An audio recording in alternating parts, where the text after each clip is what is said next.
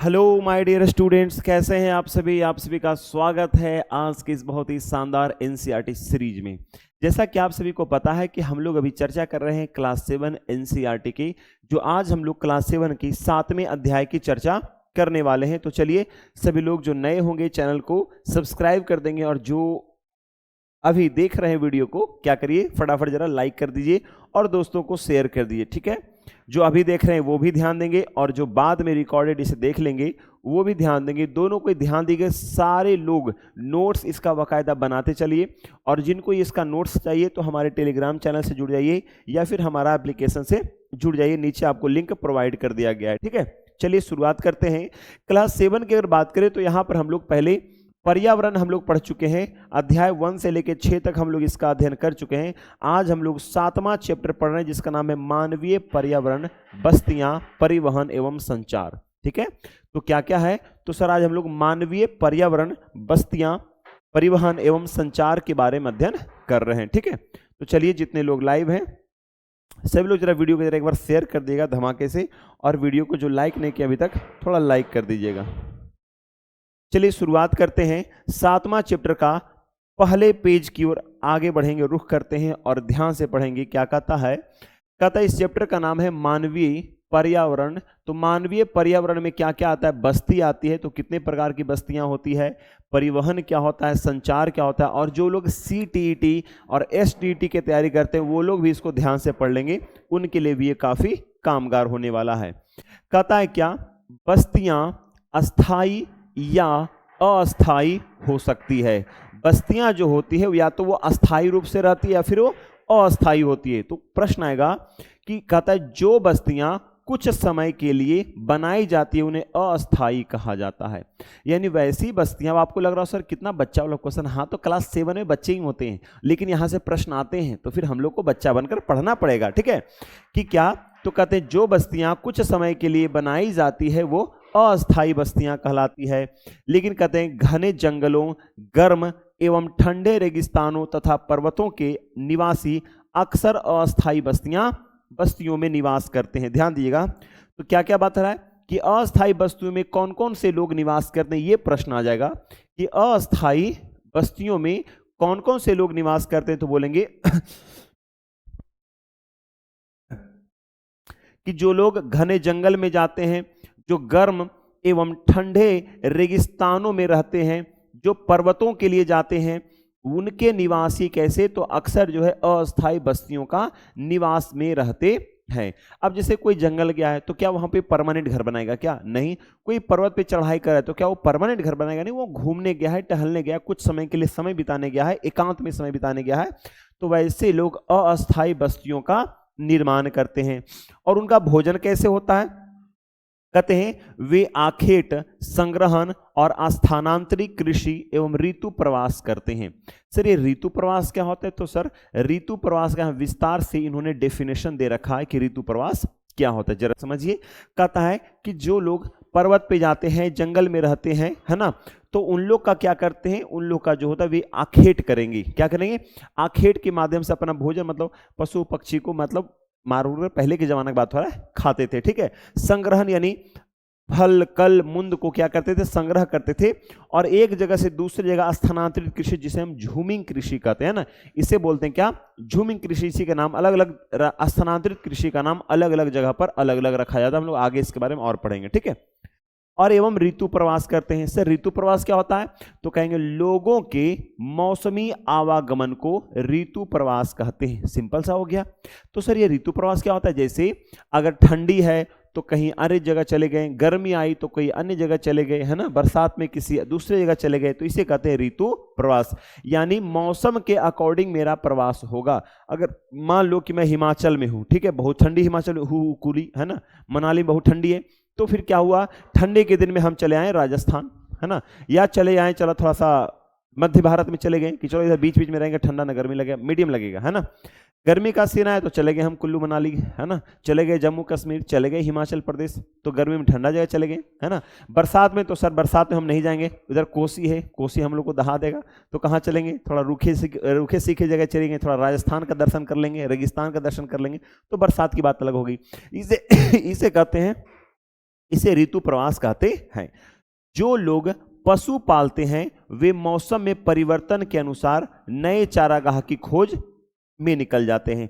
और जो लोग पशु पालते हैं तो वो क्या करते हैं, आप लोग भी देखे होंगे कि आपके शहर में बहुत सारे भेड़ को लेकर के कुछ लोग जो गडेरिया टाइप के लोग होते हैं, बहुत सारे भेड़ों को अपने साथ में लेकर चलते हुए नजर आता है। मैंने बहुत सारा अपने शहर में मैंने देखा है कि अगर बगीचा है तो मैं देखा हूं कि बहुत सारे लोग जो हैं भेड़ लेकर के अपने भेड़ों को इधर उधर दिन भर चराते हैं और रात्रि में क्या करते हैं, वहीं पर बगीचा में आराम करते हैं और फिर से आगे की ओर निकल जाते हैं। तो इनका वो होता है, कहता है लेकिन अगर बात करें, यद्यपि अधिकांश बस्तियां आज अस्थाई बस्तियां हैं, लेकिन आज के युग में अगर बात करें तो मैक्सिमम जो बस्तियां बन चुकी है, अगर 100 में से 90 की बात करें या 85 की बात करें तो सबके लोग घर जो है वो बिल्कुल अस्थाई रूप से लोग अब निवास करने लगे हैं। ठीक है, इन बस्तियों में लोग रहने के लिए घर बनाते हैं।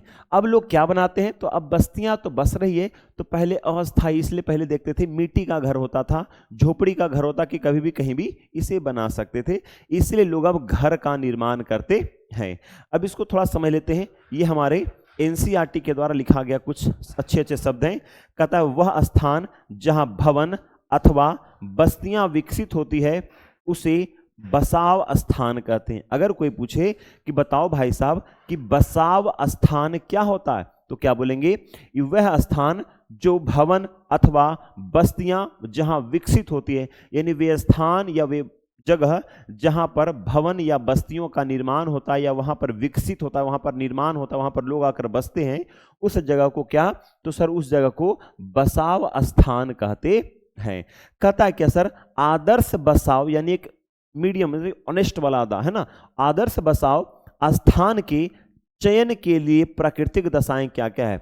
जिसे अगर हम किसी जगह पर जाकर बसते हैं तो उसके लिए अनुकूल परिस्थितियां क्या है। आप मान लीजिए किसी जगह पर शिफ्ट हो रहे हैं पढ़ने के लिए, मान लिया आप चले गए दिल्ली पढ़ने के लिए, है ना, तो जब आप दिल्ली आ गए पढ़ने के लिए तो आप देखोगे कि मैं दिल्ली तो आ गया हूँ, है ना, लेकिन मुझे कैसे जगह में रहो, दिल्ली बहुत बड़ा है, मुखर्जी नगर हो गया, राजेंद्र नगर हो गया, बहुत सारी जगह है, तो हम सर दिल्ली में कहाँ रहें जहां पे में पानी की अच्छी सुविधा हो, गंदगी नहीं हो, तो कौन कौन सी परिस्थिति को हम देखते हैं। तो चलिए, जब भी आप कहीं जाइएगा तो इन 4 बिंदुओं को ध्यान में रखिएगा। क्या कि पहली बात कि जलवायु वहां की मेरे अनुकूल है कि नहीं, है ना, मैं जिस जलवायु में जैसे हम लोग जिस जलवायु में रह रहे हैं, हम लोग ठंडी गर्मी बरसात सब लोग झेलते हुए हम लोग आ रहे हैं, लेकिन जो कश्मीर में लोग रह रहे हैं, लेकिन जो हिमाचल में जो लोग रह रहे हैं वो पूरे दिन मतलब पूरे साल ठंडी के मौसम में ही जीते हैं। अब उसको भेज दो राजस्थान में, वो बेचारा जलकर राख हो जाएगा कि भाई साहब मुझे कहाँ भेज दिया है। तो आपकी परिस्थितियां आपके अनुकूल होनी चाहिए। क्या, तो अनुकूल जलवायु होना चाहिए, जल की उपलब्धता होनी चाहिए। जल का मतलब यहाँ पर हो रहा है पीने योग्य जल, और भी जो भी जल होता है स्नान करने के लिए पीने योग्य जल, एटलीस्ट पीने योग्य जल अच्छी होनी चाहिए। उपयुक्त भूमि होनी चाहिए। सर ये भूमि क्या, तो आप भूमि क्या करोगे, तो आपके लिए भूमि जरूरी नहीं, क्योंकि आप पढ़ाई करने जा रहे हो, तो आपके लिए अच्छी शिक्षा की व्यवस्था होनी चाहिए, है ना, अच्छे रहने की जगह होनी चाहिए। ये किसके लिए, जहां पर जिसका जिंदगी भर अस्थायी रूप से जो बसाव करना चाहता है उसके लिए है। और कहता उपजाऊ मिट्टी होनी चाहिए, है ना, यानी वैसी मिट्टी जहां पर इसका उपजाऊ कर सकें, तो हम लोग खेती कर सकें। तो ये 4 इसके मुख्य कारण है। अगर हम परमानेंट किसी जगह पर जाकर बसते हैं, किसी गांव किसी शहर में जो हम बसते हैं, तो ये हमारा परमानेंट जगह ये होगा। ठीक है, चलिए आगे बढ़ते हैं। कहता है क्या, ऊपर दिए गए संवाद से बस्तियों के तो बस्तियों के 2 विभिन्न चित्रण हमारे सामने आते हैं, पहला ग्रामीण और दूसरा शहरी। तो कहता है जो हमने अभी ऊपर में चर्चा किया है, हमने जो ऊपर चर्चा किया है उसमें 2 बस्तियों की चर्चा हुआ, एक ग्रामीण बस्ती और दूसरा शहरी बस्तियों का चर्चा हुआ है। तो सर ग्रामीण और शहरी में दोनों में क्या अंतर मिलता है हमें, तो चलिए थोड़ा देखते हैं। कहता है क्या, गांव ग्रामीण बस्ती होती है, जहां गांव होती है वहां उसे क्या बोलते हैं, तो सर उसे ग्रामीण बस्ती होती है। और जहां लोग कृषि, मत्स्य पालन, वानिकी यानी जंगल वगैरह वन वगैरह लगाना, है ना, वानिकी, दस्तकारी मतलब कारीगरी करना, पशुपालन जहां पशु पालते हैं, संबंधित कार्य करते हैं, ग्रामीण बस्ती सघन या परिकीर्णन हो सकती है। तो सर ये सघन क्या होता है, प्रकीर्णन क्या होता है, ध्यान सुनिएगा। कहते हैं कि जहां लोग मत्स्य पालन कर रहे हैं, वानिकी कर रहे हैं, दस्तकारी कर रहे हैं, पशुपालन कर रहे हैं, सब इनके संबंधी जो कार्य कर रहे हैं, ये सभी के सभी क्या हैं, तो सर ग्रामीण बस्ती के अंतर्गत में आता है। यानी गांव में आपको मत्स्य पालन भी मिल जाएगा, जंगल झाड़ भी मिल जाएंगे गांव में, है ना, दस्तकारी भी काम करने वाले भी मिल जाएंगे, पशुपालन भी आपको गांव में मिल जाता है।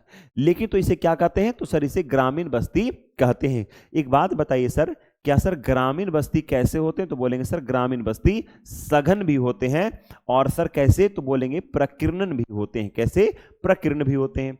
तो सर ये रहा आपका सघन बस्ती और ये रहा आपका प्रकीर्ण बस्ती। सर ये सघन बस्ती क्या होता है, यानी वैसे बस्ती का बसाव जहां पर बहुत सारे घर बसे हुए हों और सभी घर बहुत संकीर्णता में बसे हुए। जैसे जब आप शहर में जाओगे तो आपको फील्ड वगैरह फैलाक जगह जैसे गांव में मिलता है ना, कि खेत के खेत होगा, 2 खेत के बाद फिर मेरा घर मिलेगा, ऐसा तो गांव में मिल जाएगा, लेकिन शहर में नहीं। शहर में अगर आप इतना सूख जमीन है तो जमीन आप एक एक मुट्ठी सोच कर, एक एक बित्ता आप सोच सोच कर रखते हो, क्योंकि बहुत महंगी जमीनें शहरों में प्राप्त होती है। तो ये देखो शहर का चित्र है, कितना आपको बस रोड जगह मिल रहा है, बाकी कहीं पर आपको जगह दिख रहा है। तो आपको शहर का बसाव जो होता है बहुत ही सघनता से मिलता है, जबकि अगर गांवों का बसाव देखेंगे, प्रकीर्ण बसाव उससे कहते हैं। जैसे एक घर यहाँ पर आपको दिख रहा है, दूसरा यहाँ पर है, तीसरा यहाँ, चौथा यहाँ, फिर 5वां यहाँ चला गया, तो इतना डिफरेंस में जो घर मिलता है इसे कहते हैं प्रकीर्ण बस्ती। चाहे वो शहर में हो चाहे वो गांव में हो, दोनों जगह पर सघन और प्रकीर्ण दोनों जगह पे प्राप्त होती है, गांव में भी और शहरों में भी। बहुत से ऐसे शहर है जहां पर अभी उसका बसाव प्रारंभ ही हुआ है ना, वैसे शहर को हम क्या कहेंगे, वो प्रकीर्ण अवस्था में रहते हैं। और जिस शहर का जहां पर एक से अधिक झुग्गी झोपड़ियां घर रहते हैं उसे क्या कहते हैं, उसे सघन बस्ती कहते हैं। सघन बस्तियों में घर पास पास बने होते हैं। जो सघन बस्तियां होती है उसके घर कैसे पास पास आपस में जुड़े हुए होते हैं। कहता है क्या, प्रकीर्ण बस्तियों में लोग जो होते हैं, जो प्रकीर्ण बस्तियां होती है उसमें लोगों के घर दूर दूर व्यापक क्षेत्र में फैले होते हैं। दूर दूर तक व्यापक माने दूर दूर तक, बड़े व्यापक माने बड़ा, है ना। तो कहते हैं जो प्रकीर्ण बस्तियों में लोगों के घर दूर दूर व्यापक क्षेत्र में फैले होते हैं। कैसे, दूर दूर व्यापक क्षेत्र में फैले होते हैं। इस प्रकार की बस्तियां जो होती है, तो इस प्रकार की जो बस्तियां होती है वो मुख्यतः पहाड़ी क्षेत्रों, घने जंगल एवं अति विषम जलवायु वाले क्षेत्रों में पाई जाती है। यानी वैसे जलवायु में पाई जाती है जहां पर बहुत कम लोग निवास करना चाहते हैं। ठीक है, तो कहां कहां बोलेंगे, पहाड़ी क्षेत्र हो गए, घने जंगल हो गए, अति विषम जलवायु क्षेत्र हो गया। इन क्षेत्रों में क्या होता है, बसाव जो होता है वो किसका होता है, तो बोलेंगे प्रकीर्ण में होता है। तो प्रकीर्ण बस्तियों में कहाँ के लोग बसते हैं, तो पहाड़ी क्षेत्र में लोग जो बसना चाहते हैं, जो घने जंगल में बस रहे हैं, उनका बसाव जो होता है प्रकीर्णन बसाव कहलाता है। ठीक है, आइए बात करते हैं। कहता है क्या, ग्रामीण क्षेत्रों में लोग अपने पर्यावरण के अनुकूल घर बनाते हैं। जब गांव में घर लोग बनाते हैं तो अपने पर्यावरण के अनुकूल बनाते हैं। अगर गर्मी है तो उसके अकॉर्डिंग, अगर गांव में गर्मी ज़्यादा पड़ती है तो उसके अकॉर्डिंग घर बनाएंगे। अगर वहाँ ठंडी ज़्यादा पड़ती है तो उसके अकॉर्डिंग घर बनता है। अगर वहाँ बरसात ज़्यादा होता है, जैसे अगर आप चले जाओ जहाँ पर ज़्यादा बाढ़ आता है ना, तो वहाँ के लोग किस प्रकार के घर बनाते हैं, है ना। तो सबका बसाव अलग अलग है, तो इसलिए सबके घर बनाने के तरीके भी बिल्कुल अलग अलग मिलेगा। कहता है अत्यधिक वर्षा वाले क्षेत्रों में ढाल, क्या कहता है, जहां अत्यधिक वर्षा होती है उन क्षेत्रों में ढाल वाली छत बनाते हैं। कैसे, ढाल वाली छत बनाते हैं।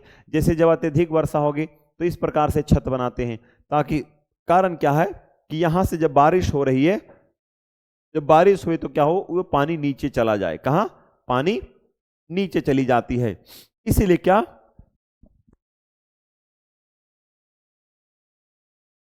तो हमने क्या सीखा कि सर अत्यधिक वर्षा वाले क्षेत्रों में ढाल वाली छत बनाकर लोग निवास करते हैं, जहां पर अत्यधिक वर्षा होती है। जिन स्थानों में वर्षा के समय जल का जमाव होता है वहां ऊंचे प्लेटफॉर्म, ध्यान देना, ऊंचे प्लेटफॉर्म तथा अस्टिल्ट पर घर बनाए जाते हैं। यानी कहता है क्या, जहां वर्षा हो रहा है वहां पर तो छत हमने इस प्रकार बना दिया कि भाई पानी हुए तो पानी अपने आप नीचे चला जाए। लेकिन कुछ जगह ऐसे होते हैं जहां पर उनका घर जहां पर बनाते हैं वहां पे जल जमाव की स्थिति रहती है। तो जब वहां पर जल जमाव की स्थिति रहती है तब इस प्रकार से लोग अपना घर बनाते हैं। इस प्रकार से बम्बू खड़ा करते हैं। क्या, बम्बू, आजकल थोड़ा मॉडर्न युग हो गया है ना। और यहाँ पर क्या किए, बम्बू पर खड़ा करके इन्होंने अपना घर का निर्माण किया। किसका, तो इन्होंने अपना घर का निर्माण कर लिया है। चलिए बोलिए, कोई दिक्कत है। किसका निर्माण किया? तो इन्होंने अपने घर का निर्माण किया। किसके माध्यम से किया? तो बंबू के माध्यम से। यहाँ पर इन्होंने बंबू को सहायक किया और यहाँ पर इन्होंने इसका बेस बनाया और यहाँ पर बंबू को खड़ा कर दिया, है ना। इन्होंने यहाँ पर अपना बेस बनाया और इन्होंने अपने यहाँ पर बेस बनाया, अरे भाई साहब बन जाओ, बेस बनाया और यहाँ पर क्या हुआ? तो बंबू को खड़ा कर दिया, जिसके माध्यम से क्या हुआ? इनका घर का निर्माण हो गया। कारण क्या है? क्योंकि यहाँ पर देख सकते हैं आप कि बहुत सारे जलवायु, जो जल है ना, ये बहुत सारे जल है, यहाँ पर जल का जमाव है, कीचड़ वगैरह है। तो सर आवागमन कैसा होता है? तो यहीं से इनका आवागमन, यहीं से मतलब उनका दूसरे छोर में इनका आवागमन होता है। ठीक है, चलिए आगे बढ़ते हैं। कहता है लेकिन अब ये तो हो गया बरसात वाला मौसम, लेकिन सर एक बात बताओ, अगर जलवायु वहां की गर्म है, मतलब वहां गर्मी ज्यादा पड़ती है, तब उनके घर कैसे बनते हैं? तो देखिए कहता है क्या,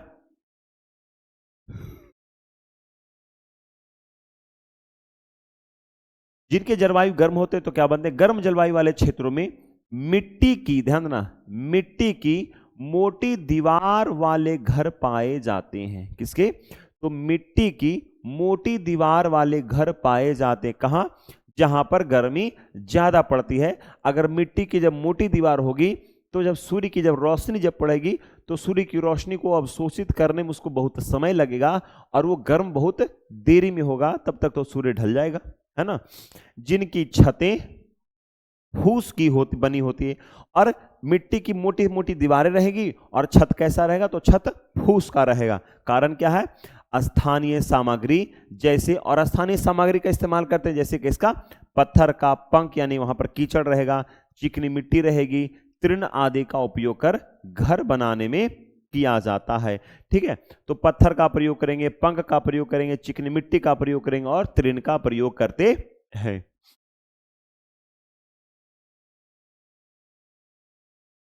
चलिए आगे हम लोग क्या है? तो सर परिवहन के बारे में है।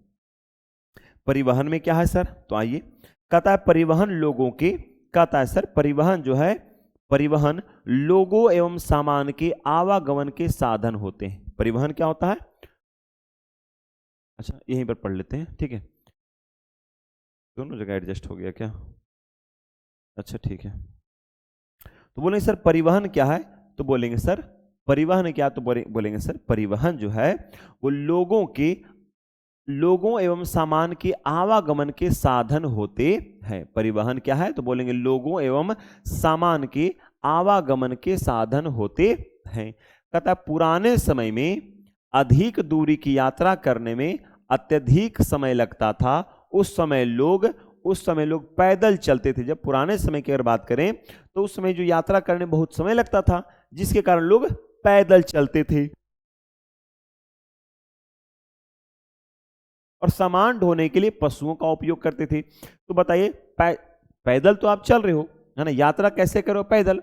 और सामान ढोने के लिए किसका? तो सामान ढोने के लिए सर पशुओं का प्रयोग करते थे। कहता है पहिए की खोज से परिवहन आसान हो गया और समय के साथ परिवहन के विभिन्न साधनों का विकास होता गया। आज भी लोग परिवहन के लिए पशुओं का उपयोग करते हैं। तो कहीं कहीं पर आपको लोग परिवहन आजकल अब बहुत कम हो गया है, ठीक है, अब आजकल बहुत कम, लेकिन मैं देखता हूँ कुछ जगह पे है कि मेरे जहां मैं रहता हूं,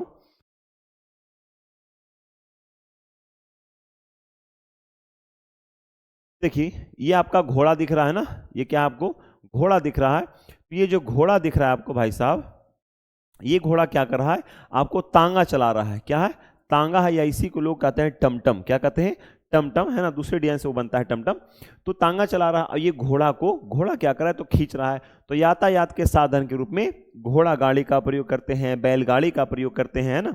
मेरे गांव में गधे हैं, खच्चर हैं, गधे या खच्चर उसको बोलते हैं ना, उस पर लोग ना बालू ढोते हैं। मैं देखा हूँ सुबह सुबह बालू उठाकर ढो रहे होते हैं गधे और खच्चर पे, ठीक है। कहते हैं हमारे देश में सामान्यतः गधे, खच्चर, बैल एवं ऊंट का उपयोग किया जाता है परिवहन के रूप में। किसमें? परिवहन के रूप में गधे, खच्चर, ऊंट, बैल इत्यादि का, घोड़ा का प्रयोग खच्चर मतलब यातायात में प्रयोग किया जाता है।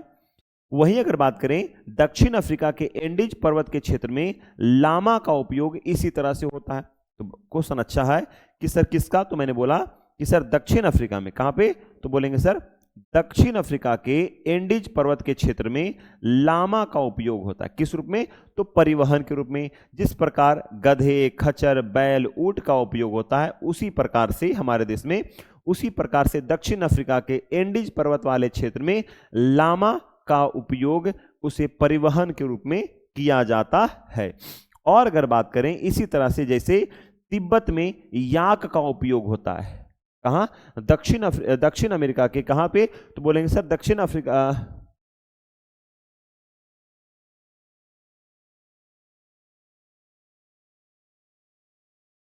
ये थोड़ा मिस्टेक है, यहाँ पर दक्षिण अमेरिका होना चाहिए, ठीक है। उत्तरी अमेरिका, दक्षिण अमेरिका, यहाँ पे अफ्रीका नहीं अमेरिका होगा, ठीक है। इसको थोड़ा सुधारो। एनसीईआरटी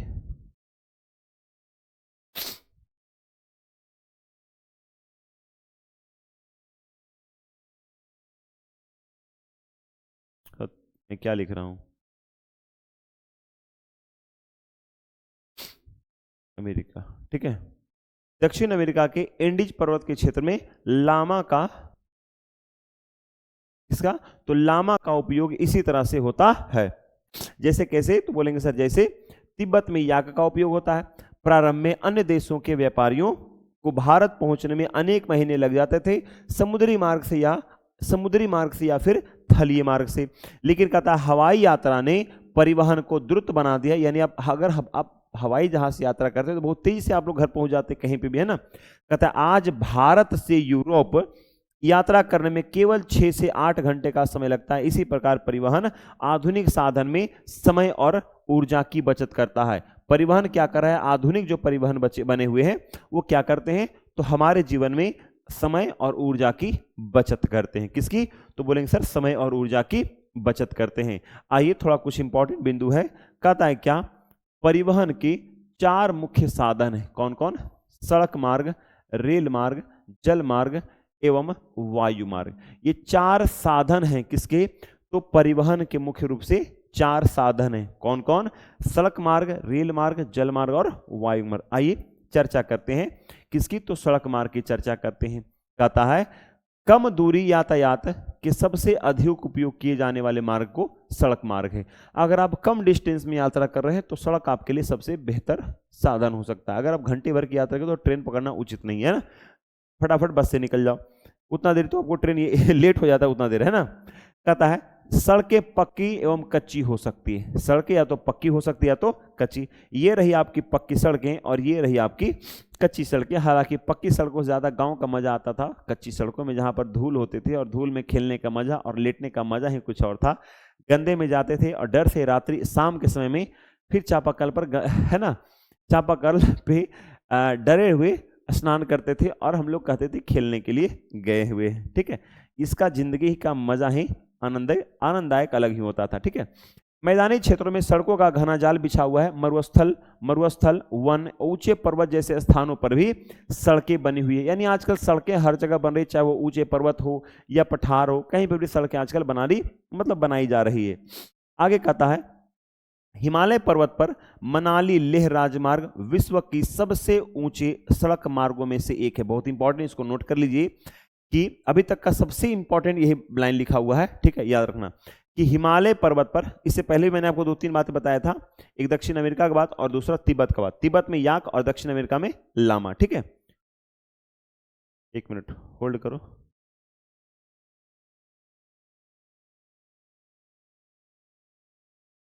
ठीक है, कहता अगले देखिएगा, कहता है भूमिगत सड़कों का भूमिगत मार्ग सबवे कहते हैं। अगर जो भूमिगत सड़क है, भूमिगत सड़कों को भूमिगत मार्ग या इसे सब वे कहते हैं। क्या कहते हैं? सब वे कहते हैं। और इसके अंतर्गत में क्या क्या आएगा? तो बोलेंगे सर फ्लाईओवर उत्थित संरचनाओं के ऊपर बनाए जाते हैं। ये कहाँ बनाएंगे? ये भूमिगत कहाँ? तो सर फ्लाईओवर कहाँ? तो कहेंगे सर फ्लाईओवर जो होते हैं वो उत्थित संरचनाओं के ऊपर बनाए जाते हैं। यानी उठे हुए संरचनाओं से इस प्रकार से फ्लाईओवर बनती है। आपके सड़क से भी, मतलब आपके गांव से सड़क, मतलब मार्ग से, शहर से, गांव से निकला होगा, आपको आप देखे होंगे कि फ्लाईओवर अब कैसा होता है, ठीक है। तो इसमें जाने योग्य जो बातें थी वो सबसे इंपॉर्टेंट क्या थी, याद रखिएगा। सबसे इंपॉर्टेंट जो लाइन है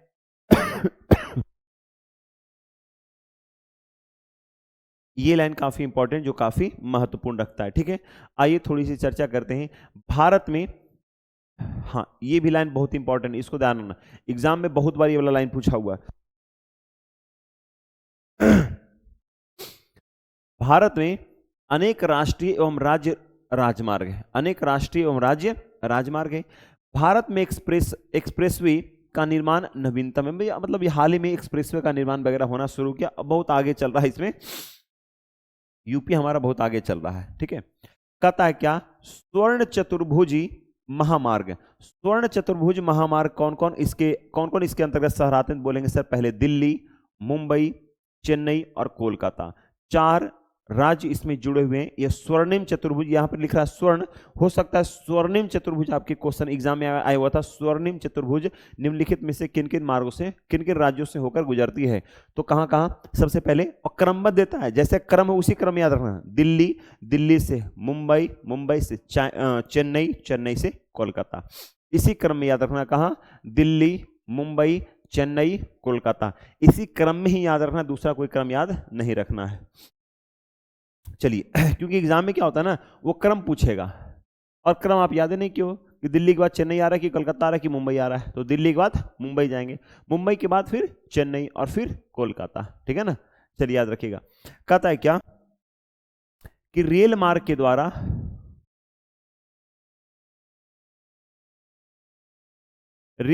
द्वारा तीव्रता से एवं कम खर्च में लोगों,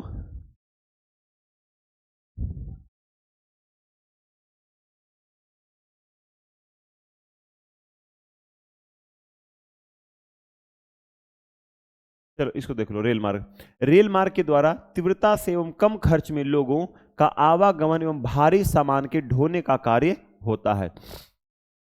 तो रेल मार्ग के माध्यम से क्या होता है, तो तीव्रता से कम खर्च में लोग क्या करते हैं, आवागमन और भारी सामान का ढोने का कार्य किससे कर लेते हैं, तो रेल मार्ग से कर लेते हैं। अगर आप रेल से यात्रा करते हो आपकी बचत होती है, किसकी, तो पैसे की बचत होती है, और अगर आप दूर से सफर कर रहे हो तो आपके शारीरिक थकावट भी बसों और क्या बोलते हैं, सड़क मार्ग से अपेक्षा आपको रेल मार्ग ज्यादा उचित लगता होगा, ठीक है। अगर आप बस से भी सफर करोगे तो आपकी थकान ज्यादा हो जाती है। भारतीय रेल मार्गों का जाल भली भांति विकसित है, यह एशिया में सबसे बड़ा है। भारतीय रेल मार्ग का जो जाल है, एशिया में सबसे बड़ा किसका रेल मार्ग है, तो बोलेंगे सर ये पूरे एशिया में सबसे बड़ा जाल रेल का किसका है, तो भारत का है, ठीक है। किसका है, तो बोलेंगे सर भारत का सबसे बड़ा जाल हमें देखने को मिलता है, ठीक है। कहता है, इसको थोड़ा पढ़ लीजिए, है ना, जाइनिंग से लहासा के बीच चलने वाली रेलगाड़ी समुद्र तल से 4000 मीटर की ऊंचाई पर चलती है। ये बहुत इंपॉर्टेंट लाइन, इसको ध्यान से लिख लीजिए, ठीक है। क्या कहता है, जाइनिंग से लहासा के बीच चलने वाली रेलगाड़ी समुद्र तल से 400 मीटर की ऊंचाई पर चलती है, जिसका सबसे ऊंचा बिंदु समुद्र तल से 5072 मीटर, कितना, जिसका समुद्र तल से ऊंचाई देखा जाएगा तो कितना बोलेंगे, तो सर 5072 मीटर समुद्र तल से क्या है, तो समुद्र तल से ऊंची है, ठीक है। तो समुद्र, ये हो रहा आपका ट्रेन, और नाम क्या है इसका, जाइनिंग से लहासा के बीच चलने वाली रेलगाड़ी समुद्र तल से 4000 मीटर की ऊंचाई पर चलती है, जिसका सबसे ऊंचा बिंदु, यानी सबसे हाईएस्ट पर कहां चलती है, तो सबसे ऊंचा बिंदु समुद्र तल से 5072 मीटर है, यानी सबसे ऊंचा हाईएस्ट कहां चढ़ती है, तो 5072 मीटर पर चढ़ती है, ठीक है। और कहता है क्या, कहता है ट्रांस साइबेरियन रेल मार्ग विश्व में सबसे लंबा रेल मार्ग है। पूरी दुनिया में सबसे लंबा रेल मार्ग किसका है, तो बोलेंगे सर ट्रांस साइबेरियन रेल मार्ग पूरी दुनिया में सबसे लंबा रेल मार्ग है, जो पश्चिमी रूस से सेंट पीटर्सबर्ग से प्रशांत महासागरीय तट पर स्थित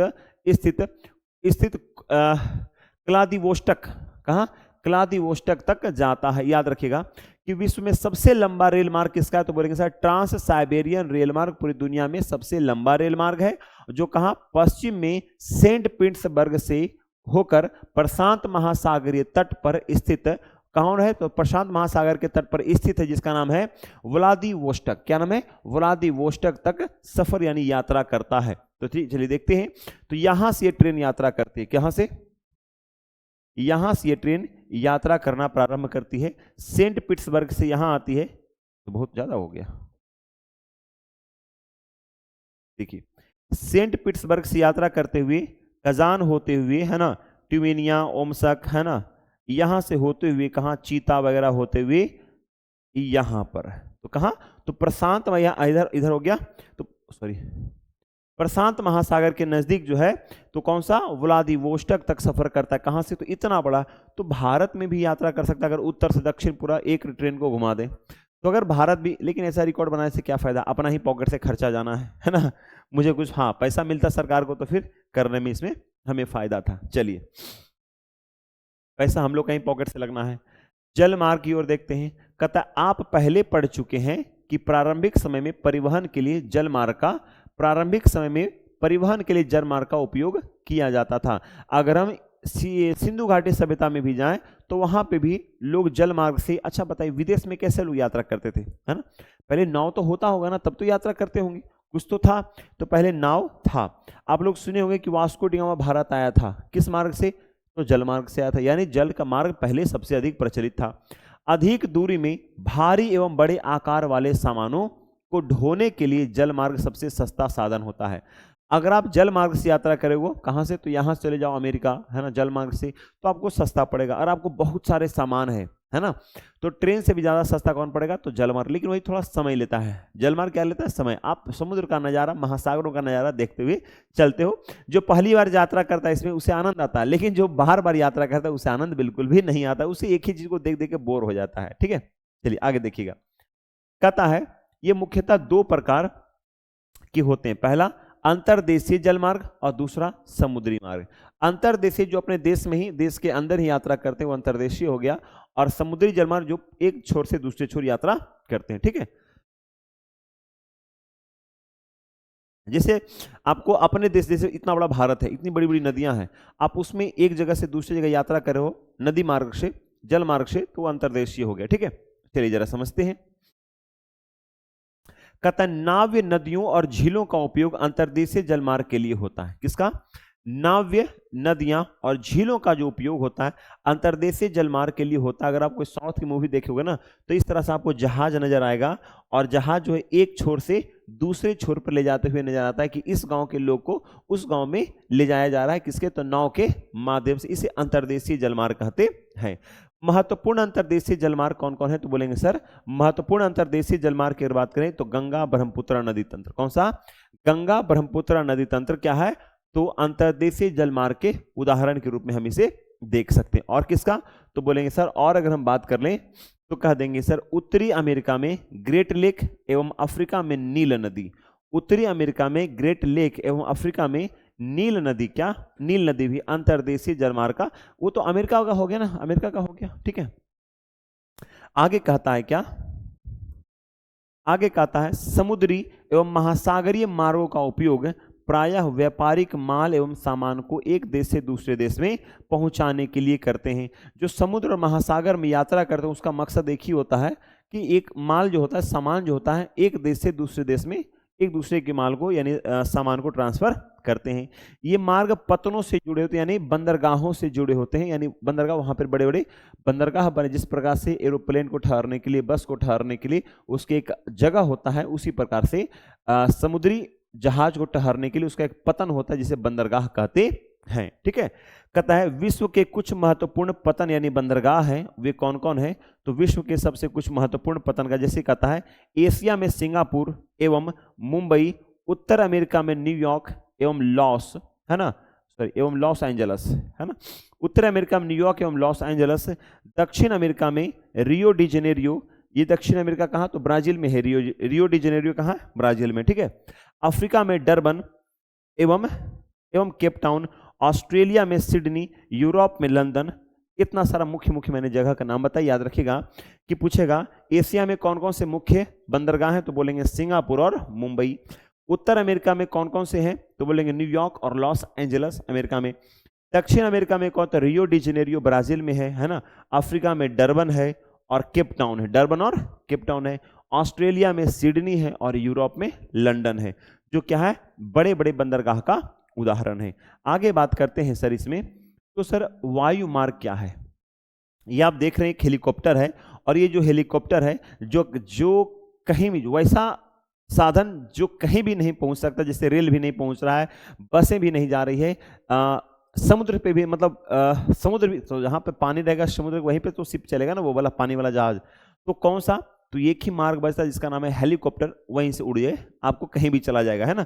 जब आप देखते हो जब कहीं किसी नदी में, बाढ़ में, कहीं भूस्खलन होता है, कहीं पानी आता है, कहीं बाढ़ आता है, तो आप हेलीकॉप्टर से लटकते हुए बहुत सारे जवानों को देखते होंगे जो रस्सा लटकाते हैं और नीचे से उन लोगों को हेल्प करते हैं, ठीक है। चलिए, कहता है कि 20वीं शताब्दी के प्रारंभ में विकसित यह परिवहन का सबसे तीव्र मार्ग है। कौन, हेलीकॉप्टर सबसे तीव्र मार्ग है। ईंधन की लागत अधिक होने के कारण यह सर्वाधिक महंगा साधन है। ईंधन की लागत क्या है, तो लागत इसमें अत्यधिक होता है, पैसे भी अत्यधिक होते हैं, घंटे भर की मतलब घंटे घंटे की, इसका मतलब होता है ना एक घंटा पे, जैसे होता है ना हम लोग कार ले जाते हैं तो भाई साहब एक दिन का कितना लोगे, हम लोग एक दिन पे बात करते हैं। जब आप किसी का हेलीकॉप्टर मांग कर ले जाओगे तो बोलेगा सर 1 घंटा का कितना दोगे, क्या बोलेगा आपको कि 1 घंटे का कितना लोगे, है ना, ये पूछोगे। घंटे पे चलती है, मिनट पे भी चलता है। वायु यातायात खराब मौसम जैसे कोहरे एवं तूफान से कुप्रभावित होता है। जैसे लेकिन अगर कोहरा हो गया, है ना, मौसम खराब हो रही है, वर्षा हो रही है, तो उस समय क्या होता है, यातायात, वायु यातायात प्रभावित होती है। यह यातायात का अकेला साधन है जो सर्वाधिक दुर्गम और दुरह स्थानों तक पहुंच सकता है। एकमात्र साधन है कौन, कौन, हेलीकॉप्टर, जो कहीं भी पहुंच सकता है, किसी भी स्थिति में पहुंच सकता है। विशेष रूप से जहां सड़क एवं रेल मार्ग नहीं है, हेलीकॉप्टर अगम्य स्थानों एवं संकटकालीन स्थितियों में लोगों को बचाने, भोजन, जल, कपड़ा एवं दवाएं बांटने के लिए एक बहुत ही उपयोगी साधन, जैसा कि मैंने आपको बताया था, ठीक है। कि क्या हेलीकॉप्टर एक सबसे अच्छा साधन है, किसके लिए अच्छा साधन है, तो जो लोग, है ना, आपको बाद में इसे पढ़ने की जरूरत नहीं है ना, मैं इसे पहले ही पढ़ लिया हूं, जो बिल्कुल, है ना, आपको पढ़ने की जरूरत नहीं है। सबसे क्या है, तो तीव्र मार्ग है, ठीक है। चलिए, लागत अधिक, सर्वाधिक महंगा साधन है, ठीक है। चलिए, यहां तो कोई दिक्कत है। कहता है सर इसमें महत्वपूर्ण हवाई पतन कौन कौन है, कुछ महत्वपूर्ण हवाई पतन, तो क्या नाम लिखेंगे, तो Delhi, Mumbai, New York, London, Paris, Frankfurt और कहिरा।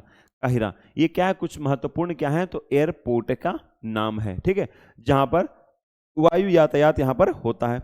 अगला लास्ट करते हैं संचार पे। कहता है संचार दूसरों के पास तक सूचना पहुंचाने की एक प्रक्रिया है। क्या मैं आप तक इंफॉर्मेशन दे रहा हूं, क्या मैं आप तक इंफॉर्मेशन दे रहा हूं, ये क्या है, संचार है। किसके माध्यम से दे रहा हूं, तो इंटरनेट के माध्यम से। सैटेलाइट से भी इंटरनेट आता है आजकल, है ना, तो सैटेलाइट भी क्या हो गया, तो संचार का साधन है। इंटरनेट भी क्या है, संचार का साधन है। ये जो मैं पढ़ रहा हूं, ये आजकल वीडियो भी मिल गया तो संचार का साधन है। किताबें क्या है, संचार का साधन है। समाचार पत्र क्या है, संचार का साधन है, ठीक है। तकनीकी विकास के जा रहे हैं, तकनीकी विकास के साथ मानव ने संचार के नए एवं तीव्र साधनों का विकसित कर लिया है। जैसे अगर हम बात करें आज से क्या 30 साल 50 साल पहले क्या ये साधन था हमारे पास वीडियो कॉलिंग या वीडियो देखने का, तो सर बोलेंगे बिल्कुल भी नहीं था। यहां तक कि सर आज से 30 साल पहले जब कोई कैमरा खिंचाता था ना फोटो, तो रील उसमें निकलते थे और रील को फिर धुलैया होता था, उसको टांगता था, बहुत सारी प्रक्रिया होती थी, है ना। आजकल तो फेस टू फेस मतलब वीडियो कॉल कर लो, तुरंत कैमरा खींचो, तुरंत आपको मतलब होता ना एट द मोमेंट आपको फोटो प्रोवाइड हो जाएगा। पहले आज फोटो खिंचवाया तो 2 दिन बाद आकर के लेना, है ना, उसको साफ करता है, बहुत सारी प्रक्रिया होती थी, ठीक है। चलिए, और कहता है कि संचार तंत्र के विकास का, चलिए आगे बात करते हैं। तो संचार तंत्र किस प्रकार से होते थे हम लोग उसको देख लिए कि हम लोग संचार को यानी एक जगह से दूसरी जगह क्या है, बातों को पहुंचाना ही क्या है, संचार कहलाता है, ठीक है। चलिए आगे कहता है क्या, यहां भी दिया है और वहां भी दिया है, ठीक है। चलिए कहता है समाचार पत्रों, रेडियो एवं टेलीविजन के द्वारा हम बड़ी संख्या में लोगों के साथ संचार कर सकते हैं। किसके माध्यम से, तो सर समाचार पत्र हो गया, रेडियो हो गया, टेलीविजन के द्वारा हम बड़ी संख्या मतलब बहुत सारे लोगों के साथ हम क्या कर सकते हैं, संचार। जैसे मैं अभी पढ़ा रहा हूं तो क्या ये संचार का साधन है। यूट्यूब फिलहाल क्या है, संचार का साधन है। वीडियो क्या है, संचार का साधन है। अभी जो मैं वीडियो पढ़ा और यहाँ पर हजारों लाखों सैकड़ों विद्यार्थी क्या है वीडियो को देख सकते हैं, और जब लाखों विद्यार्थी जब इस वीडियो को देखेंगे तो मेरा द्वारा ये दिया गया इंफॉर्मेशन उन लाखों बच्चों के पास पहुंच गया, लाखों विद्यार्थियों के पास पहुंच गया। अब जो बात मैं बोल रहा हूं उन लाखों व्यक्ति इस बात को सुन रहे हैं और समझ रहे हैं, ठीक है। तो चलिए ये देखिए संचार का साधन पहले इस प्रकार से हुआ करता है, डाकिया आया, फिर टेलीग्राफ आया, इस तरह से क्या है संचार के साधन का विकास हुआ है। और आजकल तो क्या होगा, तो आजकल से सैटेलाइट वगैरह हो गया, टीवी हो गया, है ना, पहले लोग नाटक देखा करते थे, आजकल नाटक कौन देखता है, आजकल सीधे सिनेमा हॉल पे चलते, ठीक है। तो ये क्या है आपको, ये आपको विश्व का क्या है, समुद्र, और कह सकते हैं कि विश्व का समुद्र और हवाई पतन है, ये पूरा इसका जाल बिछा हुआ है। हालांकि ये समझ में ऐसे नहीं आएगा कि सर मैं यूं ही आपको समझा दूं, आपको एनसीईआरटी में दिया हुआ था इसलिए मैंने इसको लगा दिया और कोई बात इसमें नहीं है। आपको समझना है तो समझने के लिए आपको क्या करना पड़ेगा, ये जितने रेड वाली जो लाइन दिख रही है, ये जो लाल लाल जो आपको लाइन दिख रही है, ये रियो डी जेनेरियो आपको याद होगा, जोहान्सबर्ग याद होगा, मॉरिशस याद होगा, पर्थ याद होगा, ठीक है। यहाँ से अगर आप यहाँ जाओ, मुंबई चले जाओ, है ना, यहाँ से चले जाओ, दिल्ली हो गया, मुंबई हो गया, कराची हो गया, यहाँ से भी चले जाओ, है ना, अदन हो गया। तो ये क्या है, रेड वाली जो लाइन आपको दिख रही है, ये क्या है, हवाई जहाज, मतलब हवाई पतन कह सकते हैं इसको, कि वायु मार्ग के साधन है। और जो डॉट वाली जो लाइन दिख रही है किसकी, तो जो डॉट वाली आपको लाइन दिख रही है, ये लाइन जो है किसका, जल मार्ग का साधन है, ठीक है। कि सर यहाँ से कहाँ, यहाँ से चले जाओ पनामा चले जाओ, है ना, ह्यूटन चले जाओ, यहाँ से फिर आप घूर फिर के न्यूयॉर्क चले जाओ। तो ये सर क्या है आपको, तो ये हालांकि समझने की जरूरत नहीं, ना आप इसको पढ़ना और ना हमें पढ़ाने में कोई इसमें दिलचस्पी है, क्योंकि यहाँ से प्रश्न आएंगे बिल्कुल भी नहीं, ठीक है। चलिए, आपको बनाना है तो आप इस प्रश्न को उत्तर आप लोग कमेंट में बनाकर देना और बना के दिया करो इसका आंसर, ठीक है, बनाकर दिया करो। और वैसे भी मैं इसका जो क्वेश्चन होता है उसे मैं आपको कम्युनिटी बॉक्स में पोस्ट करता हूँ, ठीक है। इनमें से कौन संचार का साधन पूछ रहा है, संचार का साधन नहीं है, टेलीफोन है क्या, पुस्तक है क्या, मेज है क्या। तो क्या टेलीफोन से संचार नहीं होता क्या, हेलो हाय कौन, मैं आर के रुद्रा, है ना। पुस्तक, तो मैंने अगर मान ली कोई पुस्तक लिखी, मेरा नाम वहां लिखा हुआ आर के रुद्रा, रिटन बाय आर के रुद्रा लिखा हुआ है ना, तो संचार का साधन हो गया। यानी पुस्तक में जो कुछ इंफॉर्मेशन है, तो आंसर क्या होगा, मेज इसका राइट आंसर होगा। कि मेज से हमें कौन सा संचार मिलेगा, कोई संचार नहीं है। कौन सा सड़क का भूमिगत निर्माण है, सड़क का भूमिगत निर्माण है, फ्लाईओवर है, एक्सप्रेसवे और सबवे है, ठीक है। भूमिगत निर्माण इसमें से कौन होगा, तो बोलेंगे सर भूमिगत निर्माण, मैंने बोला था सर सबवे क्या है, तो भूमिगत निर्माण का साधन है। किस द्वीप पर पहुंचने के लिए निम्न में से कौन सा यातायात का साधन उपयुक्त है ना। किसी द्वीप पर जाना है, तो द्वीप कहाँ होता है, तो समुद्र के बीच में होता है। द्वीप कहाँ होगा, समुद्र के बीचों बीच में होता है द्वीप, है ना। मतलब कहते हैं कि चारों तरफ पानी होता है और बीच में वह स्थल होता है। कहाँ पहुंच गए, है ना। यातायात साधन का उपयुक्त है जहाज, रेलगाड़ी और कार। हमें द्वीप जाना है, कहाँ जाना है सर, द्वीप पर जाना है, तो जहाज से जाएंगे, रेलगाड़ी से जाएंगे, कार से जाएंगे। सर ना तो रेलगाड़ी वहां चलती है और नहीं, जैसे मान लीजिए हमें अंडमान निकोबार जाना है, तो मतलब भारत से तो अलग ही होगा ना, समुद्र में स्थित है अंडमान निकोबार, तो कहाँ जाएंगे, रेल से जाएंगे क्या, कार से जाएंगे क्या, तो उड़ कर जाएंगे, हवाई जहाज से जाएंगे, ठीक है। आंसर क्या हो जाएगा, हवाई जहाज। यातायात का कौन सा साधन पर्यावरण को प्रदूषित नहीं करता है, तो हवाई जहाज प्रदूषित करता है, हाँ जी करता है। बस करता है, वो भी करता है। आंसर क्या होगा सर, साइकिल से हम लोग आराम से चल सकते हैं, उसमें कोई प्रदूषण का फैलाव नहीं होता है। बड़े बड़े भी लोग क्या करते हैं सर, साइकिल से सफर करते हैं, ठीक है। ये मिलान करना है कि इंटरनेट से क्या होता है, ठीक है। नहर मार्ग क्या है, नगरीय क्षेत्र क्या है और सघन बस्ती क्या है, ठीक है। तो मिला दूं क्या, आप लोग मिला लोगे, अगर मिला लोगे तो अच्छी बात है, नहीं तो फिर मुझे भी लाना पड़ेगा, ठीक है। जैसे इंटरनेट क्या है, तो बोलेंगे सर संचार का साधन क्या है, तो इंटरनेट है। नहर मार्ग क्या है, तो बोलेंगे सर, है ना, नगरीय क्षेत्र। और कहता है सघन बस्ती, तो आसपास निर्मित घरों वाले क्षेत्र, आसपास निर्मित घरों वाले क्षेत्र, जहां लोग उत्पादन, व्यापार और सेवा क्षेत्र का कार्य करते हैं, वो नगरीय क्षेत्र कहलाते हैं। कैसे, नगरीय क्षेत्र कहलाते हैं। आसपास निर्मित घर वाले क्षेत्र, स्टिल्ट पर मकान जो होता है ना, अंतर्देशीय जलमार्ग होता है। नहर मार्ग क्या है, तो अंतर्देशीय जलमार्ग का उदाहरण है। और बोलता है सघन बस्ती, सघन बस्ती मतलब हो गया आसपास निर्मित घर वाले क्षेत्र, ठीक है। तो ये आपको मैं लिख देता हूं इधर, पहला का हो जाएगा 5, ठीक है, दूसरा का हो जाएगा 4 और तीसरा का हो जाएगा 1 और घ का हो जाएगा कितना है, 2, ठीक है। आप लोग इसको मिला लेना, ठीक है, और मिलाकर कमेंट में इसका उत्तर देना। आगे बढ़ते हैं, चलिए। ओके, सभी को थैंक यू, सभी को धन्यवाद। टेक केयर, स्वस्थ रहिए, खुश रहिए, मुस्कुराते रहिए, खुद का ध्यान रखें, अपने माता पिता का ध्यान रखें। और नेक्स्ट क्लास में हम लोग मिलते हैं चैप्टर 8 के साथ, ठीक है। चलिए, सभी को थैंक यू, सभी को धन्यवाद।